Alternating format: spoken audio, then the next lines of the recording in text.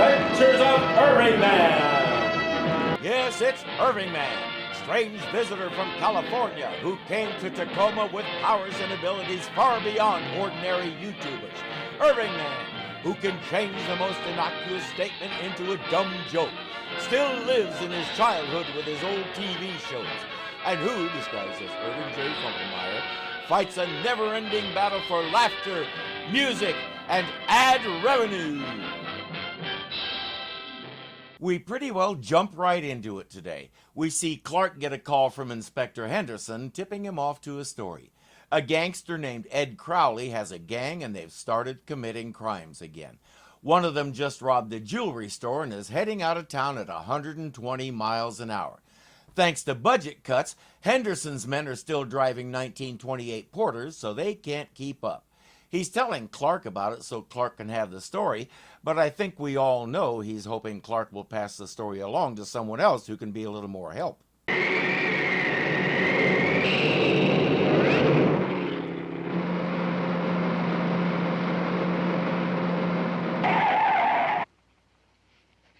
I always wondered what would happen if they didn't stop and tried to run him down, and now I know. The impact knocked him clear back to his office. Well, Professor Pepperwinkle. Huh? That's you. Oh, so it is. Won't you come in? Oh, I'm fine, just fine, thank you, Miss Lane. The good professor was one of everybody's favorite guest stars, which may be why he'll be back 3 more times in the final season. His inventions are always silly and prone to misuse by unscrupulous people. The most amazing thing about his creations is they most always work. His newest machine is sort of a precursor to the Star Trek-style transporter. For now, his device still has to use wires. Fortunately, he has a ready-made source of them. Miss Lane, did you ever hear of sending flowers by wire? Why, of course. People do it all the time. No, not really they don't. Now, just last week I sent a Yeah, wire. but what did you send? Flowers or a telegram? Well, the telegram, of course. Ah, just as I thought. You didn't really send flowers at all. What he means is you send money to buy the flowers at the other end of the transaction. You didn't send actual flowers over the phone. Believe it or not, he did. This morning, I phoned a begonia to my sister in Philadelphia, and it arrived in perfect condition. Not a telegram, mind you, but the actual flower. Lois thinks he's been working too hard. Now, there's an easy way to verify or debunk this. Call his sister. She won't think of that. Why don't you go home and take a nice little rest? No, I always nap from 3 to 5, and it's not even 2 yet. Besides, I haven't finished telling you about my deatmosphering chamber. He'll explain it later in excruciating detail, but basically his chamber closes up all the empty space between the atoms of an object or a body and reduces it to pure matter, making it small enough that he can get it vibrating and send it over a phone line. Now, if you do that to something, it's still solid matter, possibly even more solid than it was before, and he'll never get around to explaining how he crams that into a stretch of copper wire. On the other hand, despite the fact that he built this thing, there's every chance he doesn't remember how he did it. Now, why don't you run along home and continue your work on that pick-proof lock? Oh, I've already perfected that. Haven't you heard? Why, no. Congratulations. When do you put it on the market? Just as soon as I can invent a key to unlock it. You thought I was exaggerating. Meanwhile, at Ed Crowley's place, he and his right-hand man, the Brain, are engaged in some important business. 1,981, 1,982, 1,983. Benny, Yeah, boss. I'm setting a new world's record in the fine art of the yo-yo, and you ain't even paying attention. Now add 10. Oh, boss, why don't you get yourself a pogo stick? The noise would keep me awake. Why don't you shut up? Now add 10 more. Okay, boss. 2003. The guy who came through the door goes by Clippy. He reports that Superman foiled the jewelry store robbery and their man is in jail. He says, this operation is falling apart and I'm out. Until we figure out how to get alibis, I'm not doing another job. You want it done, do it yourself. I got no ideas, so I might as well go on home. You call that home? That crummy Pepperwinkle boarding house? It's clean, the food's good, and the professor don't bother me none. I'll be seeing you. Isn't it remarkable the way so many things just seem to tie together like that? That's because, unbeknown to anybody, Metropolis was built on a nexus of coincidental energy. Sweeties, Professor Pepperwinkle. What's for dinner? No, I may never cook another dinner as long as I live. What's the matter? Oh, I can't seem to get anyone to... Clippy, do you have some friend you haven't seen for a long time? Yeah, there's old Mo Bilkey. Where's old Mo now? Kansas City. Oh, you mean Leavenworth? No, oddly enough, old Mo isn't in prison, and Clippy has his phone number. The professor convinces him to step into the de-atmosphering chamber. Clippy isn't buying it, but I think he figures if he indulges the professor, he might eventually get dinner.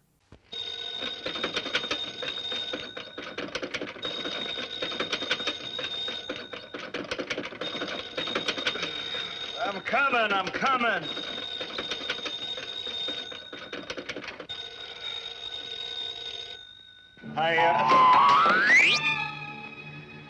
Clippy! Mo can't believe it. Clippy just did it, and he can't believe it.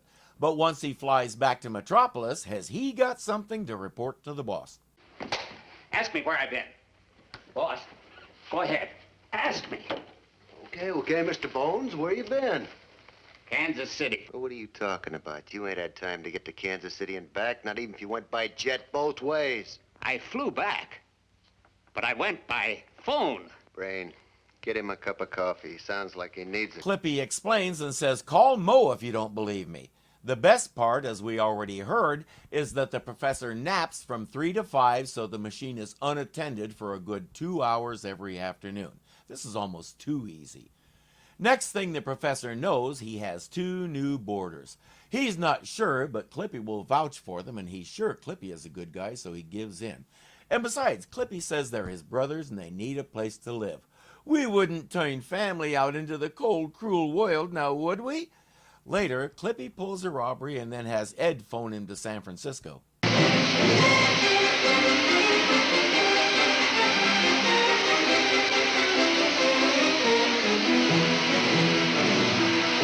Unfortunately, as we can see, he did it wrong and wound up outside the wire, where his atoms were scattered away by the wind and he was never seen again. Clippy Jones held up the Fifth Street Bank this afternoon at 2:45.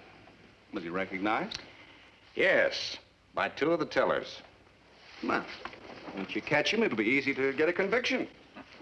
Not this time, Kent. You know where Clippy was at 5 after 3? No, I don't. In San Francisco, visiting the chief of police. Alibis don't get much better than that. And remember, Clark doesn't know about Professor Pepperwinkle's visit, so he doesn't know about the machine. Well, the brain held up the jewelry store at the corner of Elm and 6th. He's one of Ed Crawley's gang, isn't he? That's right. Now, he pulled the job at 2:45, and the owner positively identified him. So what's the problem? Oh, no problem at all, except that he was identified in Chicago at 10 minutes after 3. Well, that's impossible. Clark is off to talk to Henderson. Lois thinks she has an idea what's happening here, and as usual, she'll rope Jimmy into checking it out with her. Oh, the professor may be a little bit crazy, but he wouldn't get mixed up with anything illegal. Unless he didn't know what he was mixed up in. It wouldn't be the first time some unscrupulous people have taken advantage of him. For someone who's lived as long as he has, he's as naive as a 4-year-old. Hey, the professor's got early visitors. A girl and some kid. That girl happens to be Lois Lane, and the kid's Jim Olsen. So?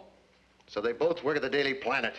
I don't like the way this looks. It's funny to me how these guys are always so suspicious anytime Planet reporters appear, even though it's widely known that Lois, Clark, and Jimmy are all friends of the professor's. But this time, Ed is right to be concerned.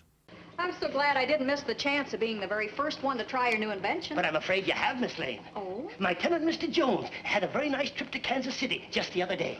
Not Mr. Clippy Jones. Yes, and he ran into his 2 long-lost brothers, and now they're all staying here together. Who wants to tell him? Oh, here they are now. I'd like you to meet the Jones boys. Now, this is Miss Lane and Jimmy Olsen. How do you How do you do? Have you caught any good butterflies today? My little brother, the brains, had an awful headache, Professor. He can't even think about butterflies without getting dizzy. Oh, dear me, I'm sorry to hear that. Well, we thought maybe you might have something to make him feel better. Why, of course I do. I'll get it right away. Well, thanks a lot, Professor. That's how you get him out of the room, so you can grab the other 2, shove them in the de-atmosphering chamber, and dial Alaska. While they're crackling along outside the phone wire just like Clippy did, Clark is trying to figure out what happened to them. Lois did leave him a note about their visit to the professor, so he'll start there. Well, they were here, Mr. Kent, but they left before I could demonstrate my invention. Well, tell me this, Professor. Has anyone beside yourself had access to the machine? I don't think so. And I spend all my time here, except when I take my daily nap. Your daily nap. When is that? From 3 to 5 every afternoon. And all the weird stuff has been happening around 3 o'clock. Clark just put it together. He checks to see if any long-distance calls have been made from the chamber today, and sure enough, he tells Henderson, be at the professor's place with 2 of your best men at 3. I'll explain later. And if you learned even the most basic things about electricity in school, you're going to love this.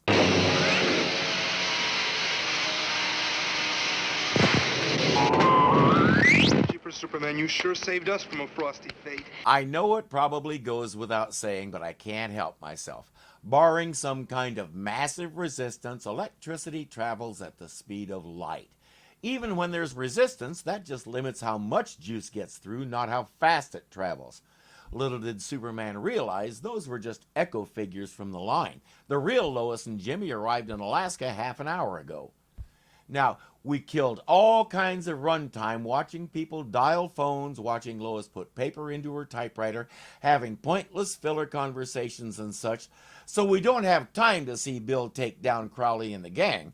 Instead, we'll cut to him and Clark discussing it after the fact in Clark's office. Oh, gentlemen, I thought you'd like to know I've destroyed my deatmosphering chamber, so you won't be having any more trouble.